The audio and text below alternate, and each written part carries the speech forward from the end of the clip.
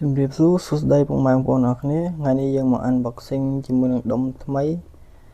Anatano DC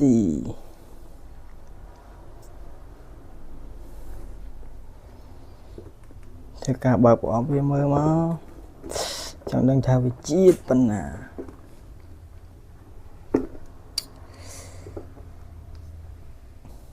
Anatano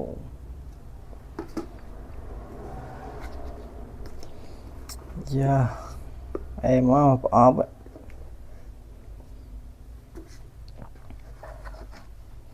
ាដុំយើង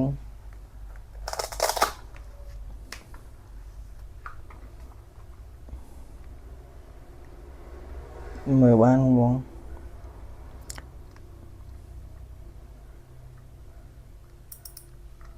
ស្ដាប់សលេងមើល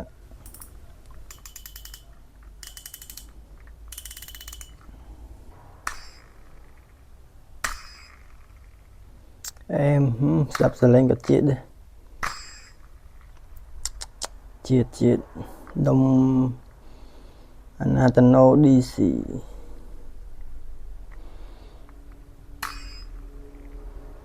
ជាតិបង